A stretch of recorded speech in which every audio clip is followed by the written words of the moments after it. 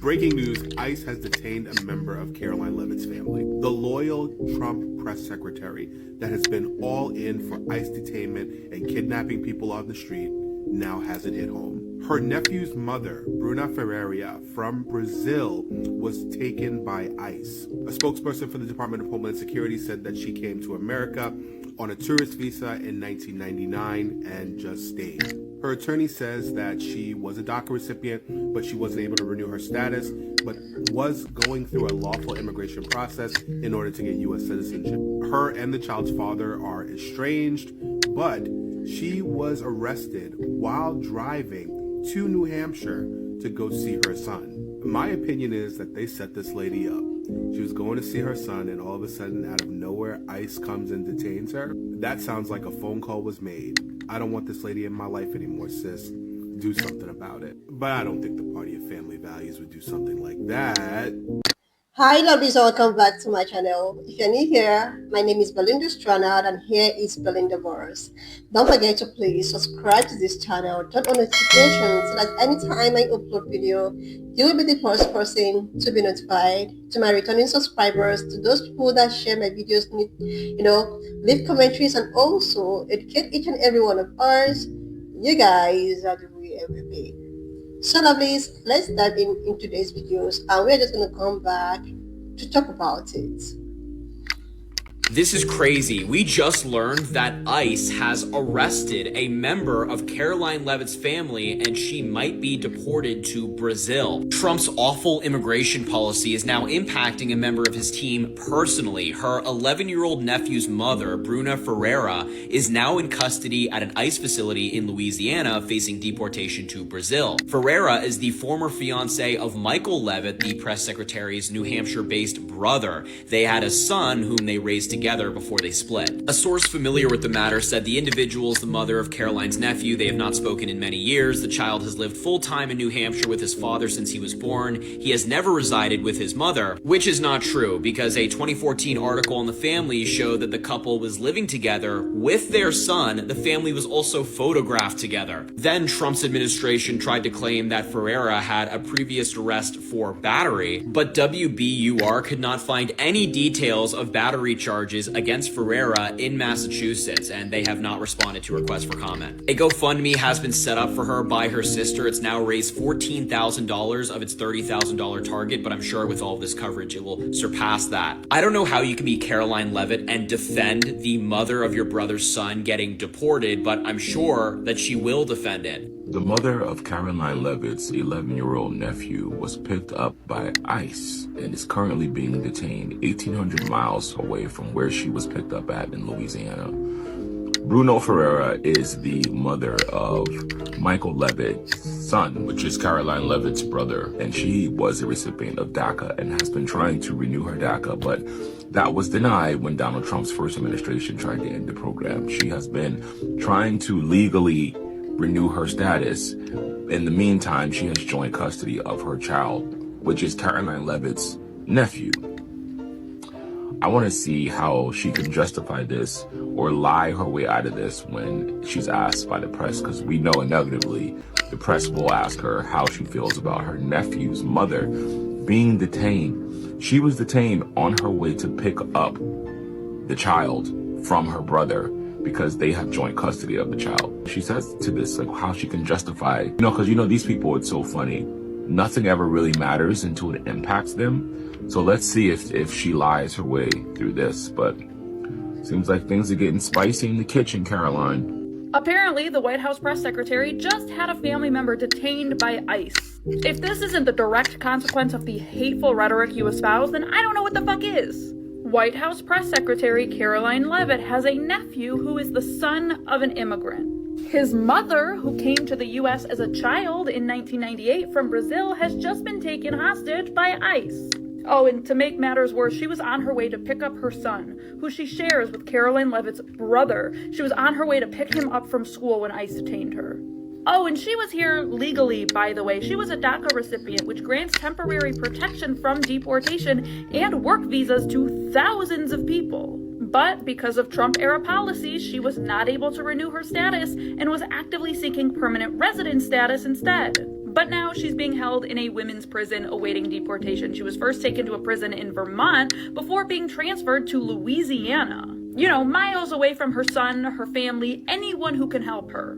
They're accusing her of overstaying a tourist visa that expired back in 1999, completely ignoring the history of her DACA status. And I guess even her connection to the Trump administration couldn't save her. This is what happens when you openly espouse the type of views that the White House does. People you love are going to get hurt.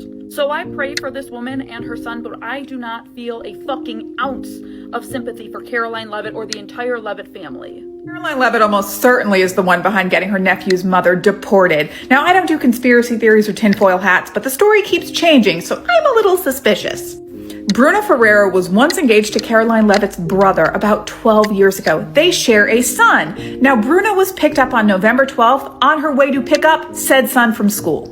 Which is a little strange considering the family initially said that the child never lived with Bruna Ferrera and doesn't really see him all that often, when in fact there's a shared custody agreement and photographic evidence showing Caroline's brother, Bruna, and their child living together after the child was born. So that is immediately debunked. They're also saying she has assault charges against her, which nobody in the entire state of Massachusetts can find. Even local news stations can't seem to find these charges. And one would think that Caroline Leavitt, having such close proximity to power, I mean, she's the press secretary at the White House, would be able to do something so that her nephew could have a relationship with his mother. But she hasn't done a gosh darn thing. In fact, she's done the opposite. She's done absolutely nothing. Which leads me to believe that perhaps Caroline and her family want Bruna back in Brazil, and it looks quite likely that Miss Ferreira will be deported back to Brazil, even though, again, nobody can find those assault charges they're using as grounds to deport her. Now, I just think that they want her out of the way, but what else can you expect from a woman who got the name Caroline back in high school? This is why nobody in New England likes New Hampshire. Caroline. Thanksgiving has been canceled at the Leavitt house. Did y'all know about this? Because Carolyn Leavitt's sister-in-law, her nephew's mom, is detained here in Louisiana. Yeah. Apparently, she was detained by ICE because she overstayed her visa from Brazil 26 years ago. Her name is Carolina Herrera. She's probably going to be sent back.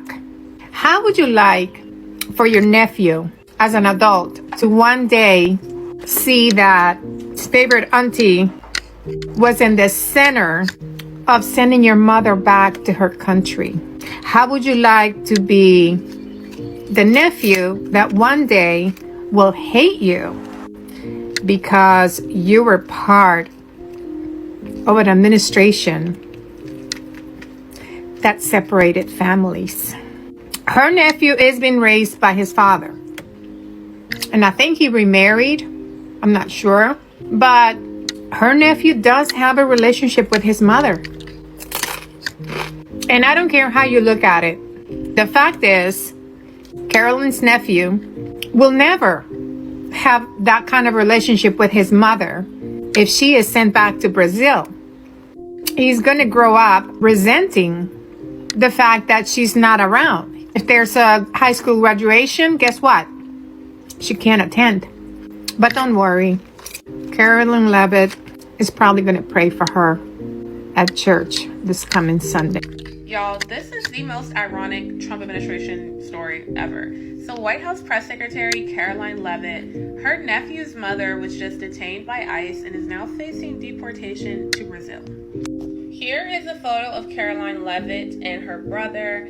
The woman in question shares a child with this man right here. They're no longer together, but they have an 11-year-old son. And she was on her way to go pick up their son from school when her car got swarmed by ICE agents in Boston. Here is a photo of the woman Bruna and Caroline's brother together. According to reports, this actually happened a few weeks ago. Apparently, Bruna legally came into the U.S. under DACA. Again, her and Caroline's brother are not together anymore, but when speaking to the press, he didn't want to speak too much, but he did say his biggest concern right now is for his child's safety. I cannot wait to see how the Wicked Witch of the White House right here spins this story and how she speaks about it on the podium today. Let us see. But what do y'all think? There's already like conspiracies flying around about like Caroline having her detained and all of this. I don't know. Those are all just rumors, but definitely interesting. So you mean to tell me Caroline Leavitt's family member was arrested by ICE after living in the country illegally for decades? Really? You mean to tell me this is Caroline Leavitt's brother has a child? That child's mother has just been arrested by ICE after living in the country illegally for decades. This isn't just some random person. This is Caroline Leavitt's nephew's mother. It's a very close relationship right there. What happened? You see, Trump's policies hit everybody. Doesn't matter who you are, it will hit everybody. So Caroline, think next time before you push out his rhetoric to the world and your huge support behind ICE. Because now it's turning around on you and hitting your family. Alright, news that the White House press secretariat Caroline Leavitt now finds her own family caught in the claws of ICE is not just a scandal, it's not just an irony, it is the logical, predictable, inevitable outcome of the very immigration historic and policy that this administration has championed. And for years, millions of people were screaming about this exact scenario.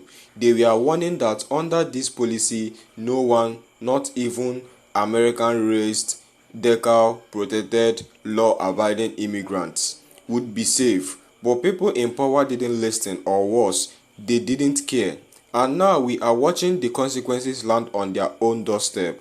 Let's lay out the story as clearly as possible.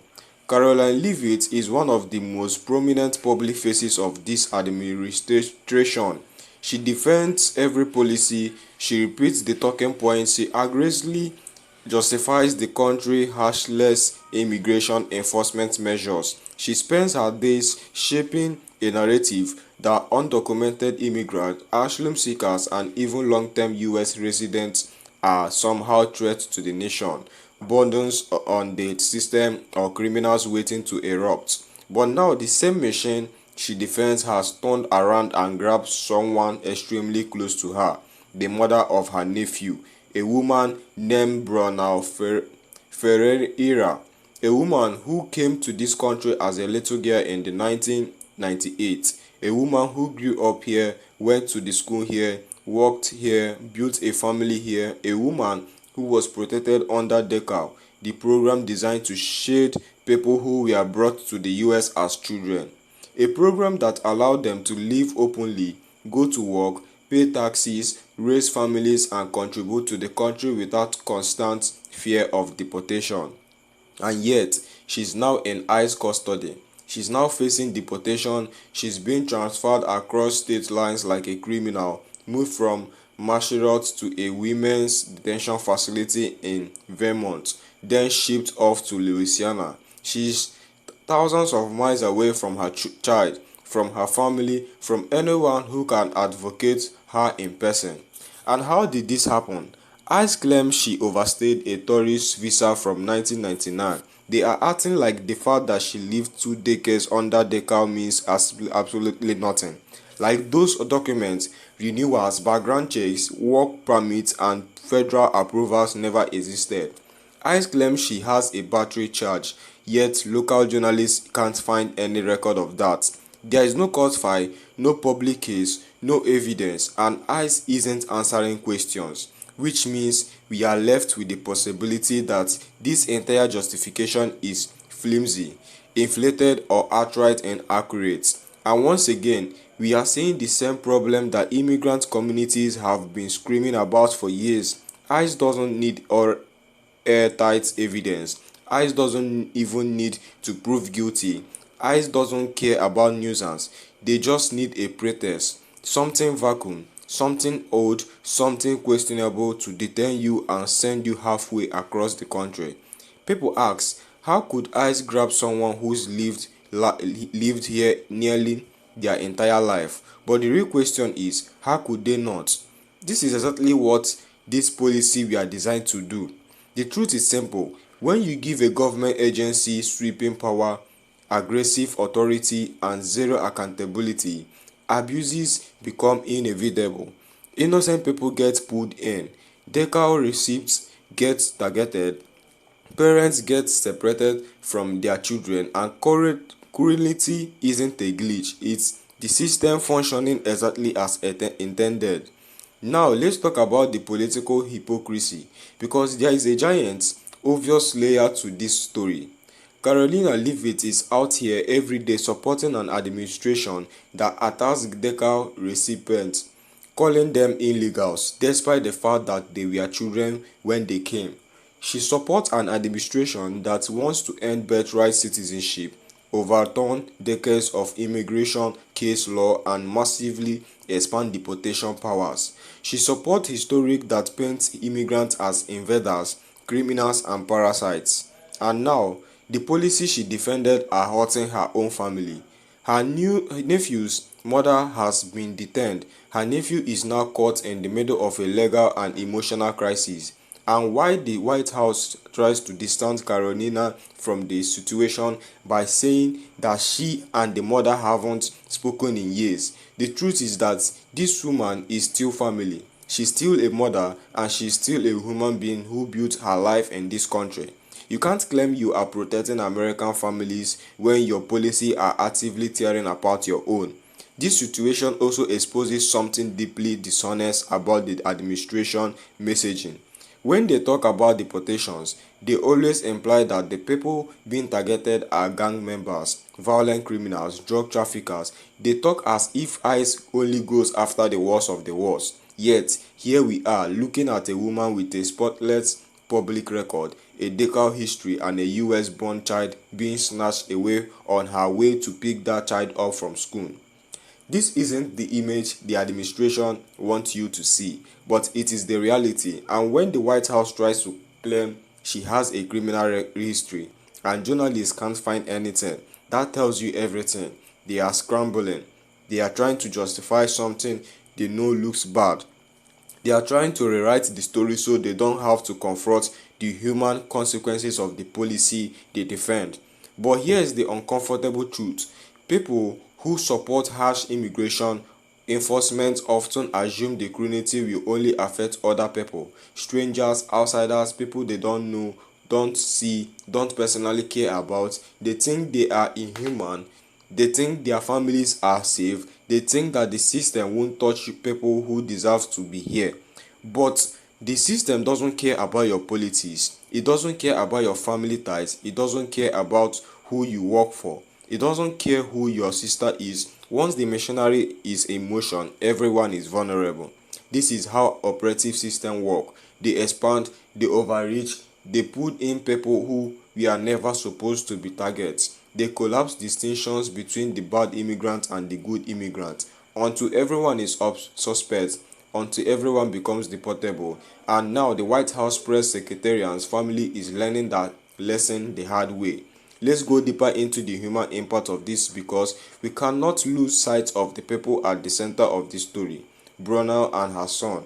Imagine being an 11-year-old child waiting to be picked up from school and your mother never arrives. Imagine being told she was detained by ICE. Imagine waking up the next morning and realizing she is being moved across the state lines. Then again and again, imagine knowing she may never come home.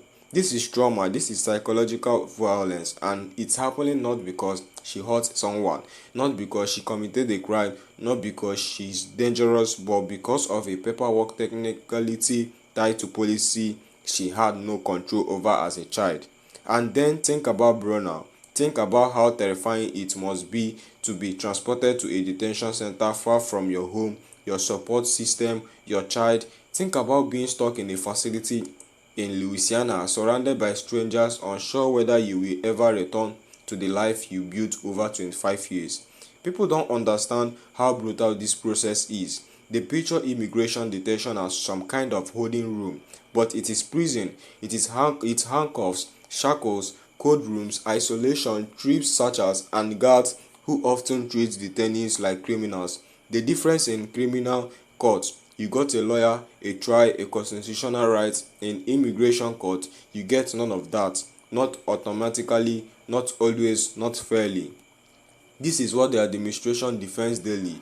This is what Carolina Leavitt goes on camera and smiles through. This is what they call law and order. This is what they say is necessary for broader security. This is what they claim protects America, but nothing about this protects anyone. It runs families, it traumatizes children, it targets people who are American in every way except paperwork.